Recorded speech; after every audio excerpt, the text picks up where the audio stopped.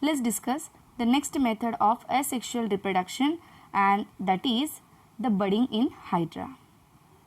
Children, here you can see in this diagram, the mature hydra produces a small bud on its outer body. So in the first part of the diagram, you can see that the mature hydra is developing a small bud on its outer body part. This bud remains attached till it becomes mature.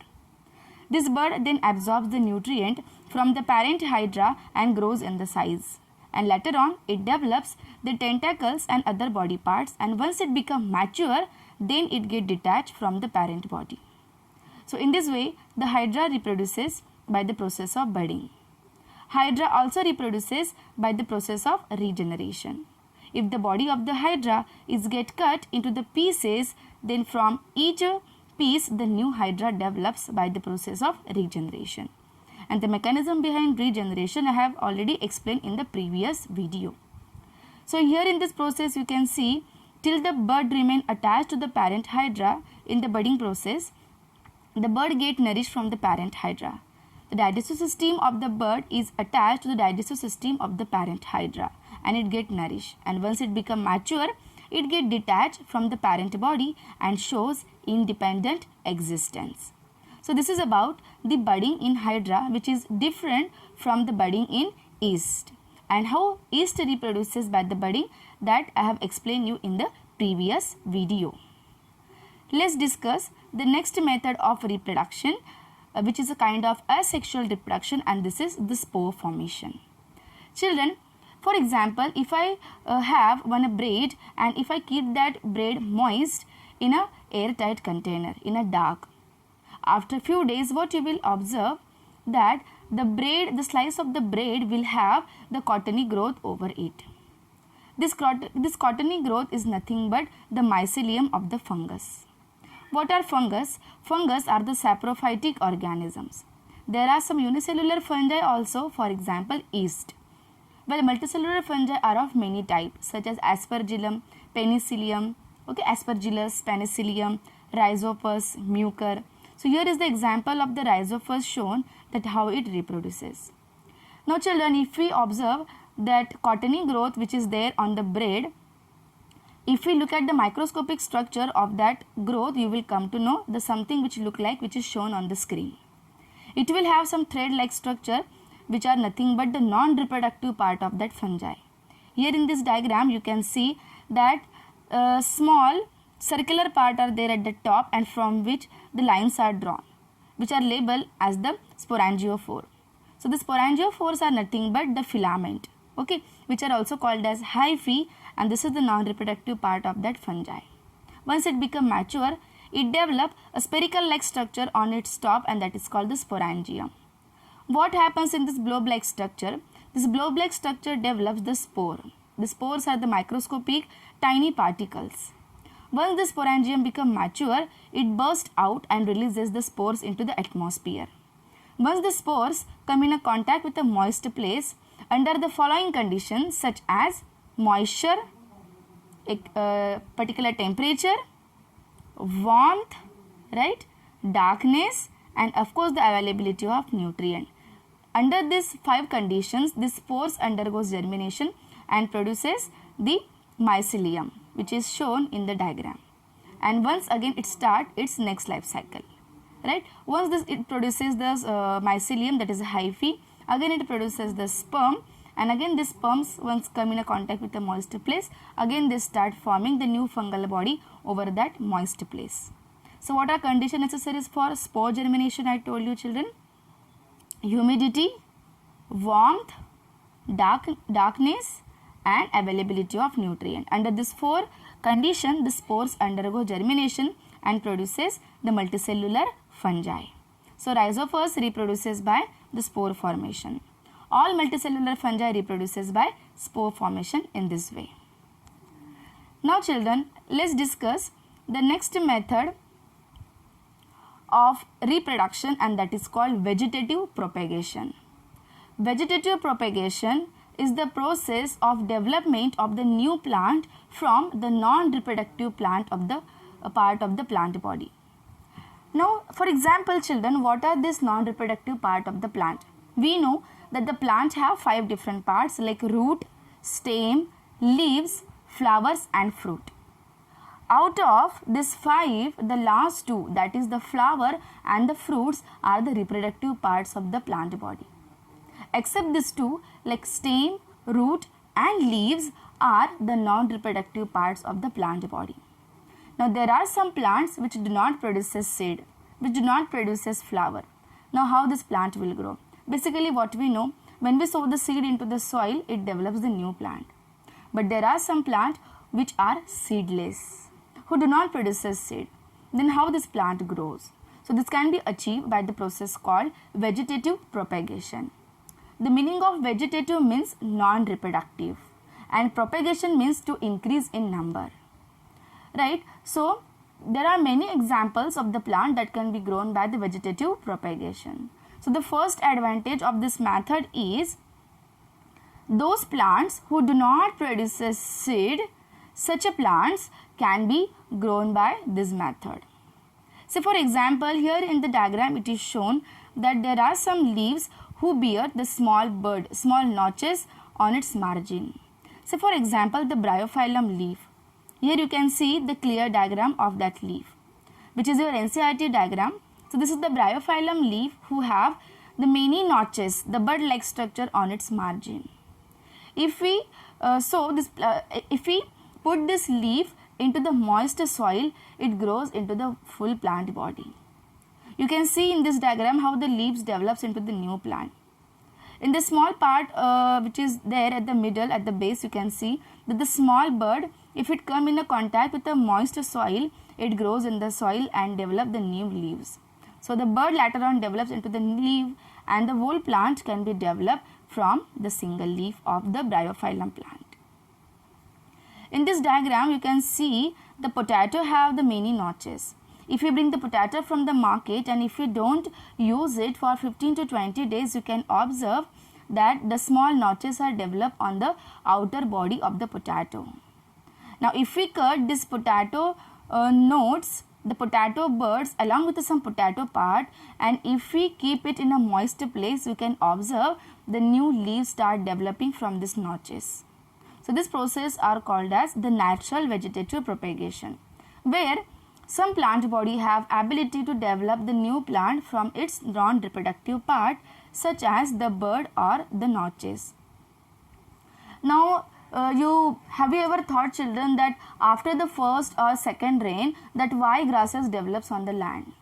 It is due to in the previous life cycle of that grasses, during the summer seasons, once the grasses get dried up, then there are some birds present on that grasses that falls over on the land, and under the favorable conditions such as the moist soil, they undergo germination and again produces the new grasses. So आप देखते हैं कि summer season में land पे कुछ भी नहीं होता है, but there are some microscopic bird of that grasses that remains in the soil itself, and after the first or second rainfall, the germination start and the grasses start growing on the land in the rainy season. We can observe easily, right? So why don't we use this natural phenomenon for growing the more plants, right? So that's why there are the methods like we can grow this plant by using their non-reproductive part. If we cut the roots, the stem and the leaves of this plant, we can grow the multiple plants from this non-reproductive parts of the plant body, right? So potato can be grown in this way. If the potato have the many notches, if we cut that notches along with some piece of the potato, and if we grow it in the soil, it develops into the new potato plant. In the first part of this screen, it is shown that the leaf have some birds or notches on it. If we put this leaf into the moist soil, it develops into the new plant body. So these are the natural processes of vegetative propagation. But this we can apply for the artificial propagation also. If it happens naturally, then we can use it artificially also. If we cut this potato into the pieces, we can grow multiple plants of the potato. Similarly, we can grow the multiple plants of the bryophyllum by its each nodes, by its each birds. Okay, so it have various notches. If we cut each notches, we can develop the multiple plants of the bryophyllum. Now children, here you can see some artificial method of the propagation of the plants who do not produce seed. And these methods are cutting, grafting and layering. At the top you can see, children, the cutting method. In cutting method, what we do basically, we just cut the stems, the branches of the plant, and we grow it in the soil. For example, if we have the one plant of the rose, and if we cut its many branches, so we can develop lot of rose plant from that cut stem. Okay, but for this what we have to do, we have to cut that stem from the plant body, and we have to apply some rooting hormones. Some rooting hormones means what, such as auxin and cytokinin we can apply. These hormones are responsible for the development of the root when we sow this stem into the moist soil. Right? So cutting method is very simple. We can simply just cut the pieces of the stem and we can simply grow it in the soil. For example, money plant. If we have the money plant and if we cut this plant into the pieces, but make sure that each piece at least have one leaf on it. If we keep such a money plant into the soil or simply into the water, it start growing in a size and it will start developing the new leaves. You will observe that if we have the piece of a money plant which should have at least one leaf on it, and if we grow it in the soil, you can observe from that leaf base the new root will start developing, and from that leaf base only the new stem also will start developing. So this is a simple method of cutting where we just cut the pieces of the stem and we just grow it in the soil.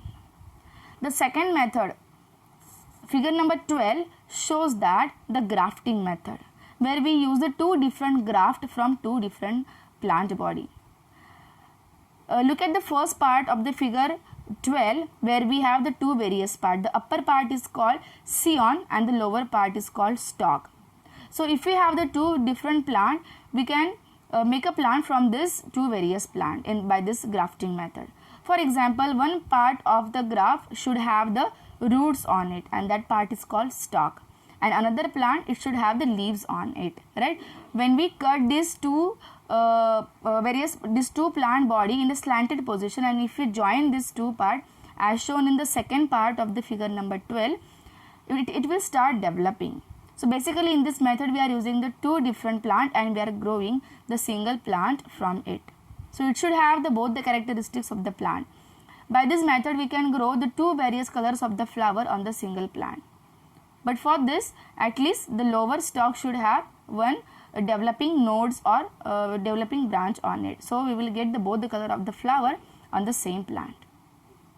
In third part of the diagram, you can see the layering process, where children you can see basically this is used for the climbing plants, such as the plants that grows around a support. Say for example, we have the strawberry, say for example we have the climbing rose, say for example we have the grapes, bottle gourd, bitter gourd plant, cucumber plant, such a climbing plant जिसको हम वेली बोलते हैं, that kind of plants can be grown by the last method, that is the third method, and which is called layering. By this method, what steps we can follow in this method? We have to just select one branch of the plant and we have to pull down into the soil. In this diagram you can see from both the side we have selected one stem and we have pulled it into the ground, and make sure that its upper part should remain in the soil as shown in the figure. Then we have to give small cut to the part that we are going to bury it into the soil, and to that small cut we have to apply some rooting hormones. That hormones will start developing root on that branch, but make sure that the tip of that, the shoot of that plant should remain in air part. So we are going to dip the middle part of that stem, and don't forget to give cut and to apply rooting hormones. By this method we can develop the multiple plants from the single plant. For example, if we have the 10 various branches of that climbing plant, we can develop the multiple plant from that each stem by using the layering. So its simple meaning shows layering मतलब क्या कि हम वहाँ पे layers बना रहे हैं. In third part of the diagram you can see at the bottom here, जो हमने एक ब्रांच सिलेक्ट किया है उसको हमने सॉइल में बरीड कर दिया, पुल किया उसको सॉइल तक, और उसको कट देके उसको सॉइल के अंदर पेनेट्रेट करके उसको ऊपर से सॉइल से पैक कर दिया. और दूसरी साइड से हमने ये देखा है कि हमने स्टेम क्या किया है, उसका ऊपर ही रखा है. उसका टॉप को जो है, उसका जो टॉप है उसको हमने सॉइल में बरीड नहीं किया है, उसका मिडिल वाला पार्ट बरीड किया है। और टॉप कहाँ पर है? टॉप जो है वो एयर पार्ट में, एयर ही पार्ट में है, सॉइल में नहीं है। सो ऐसे बोथ साइड से हम मल्टीपल प्लांट्स डेवलप कर सकते हैं from the same plant, and this third method is called layering. Now what are the kinds of the plants that we can grow by this various method? So look at the figure number 10, that is cutting process. By cutting process we can grow rose, okay, grapes, banana, right, sugarcane, that can be grown by this method. The same kind of the plants can be grown by grafting also. And for layering is especially used for the climbing plants which winds around the support. So those plants who do not produce seed can be grown earlier by this method, like grafting, cutting and layering. It also has some advantages. We can also modify this plant genetically, and we can also develop the seedless plant by this method, which is called tissue culture, and that is especially grown in the tissue culture laboratory, that is called plant tissue culture laboratory, where we can also modify the plant genes, and we can also develop the desired characteristics what we want in our plant. So we can also modify our plant genetically, and we can develop the characteristics what we want in our plant, like disease resistance, drought resistance, salinity resistance, temperature tolerance, okay, then flood tolerance, or we can also develop the insect resistance plant like BT crops, right? So that belongs to the different technique that is called tissue culture, but these are the simple method that we can use to grow the plant who do not produces seed. And what are advantages of this vegetative propagation? We get the fruit and flower earlier, क्योंकि हमको wait नहीं करना पड़ता है कि हम seed सो करेंगे, फिर सीड वो जर्मिनेट होगा, फिर प्लांट बनेगा, और फिर उससे मतलब फ्लावरिंग होगी एंड देन फ्रूटिंग होगी. इवन जो plant fruit and flower produce करते हैं, that plant can be also grown earlier by using this vegetative propagation. So what is the advantage? We get the fruits and flower earlier, okay, and we can also develop the resistance plant by using this method. Second important is these plants are kind of a monoculture. This vegetative propagation is a kind of monoculture, means we can maintain the wild variety of the plant by using this method, because the sexual reproduction is not taking place by this method, of course, right? So different genes are not getting combined with the genome of the plant. So the wild variety of the plant can be maintained for generation to generation by using the vegetative propagation. So these are the techniques of asexual reproduction, children.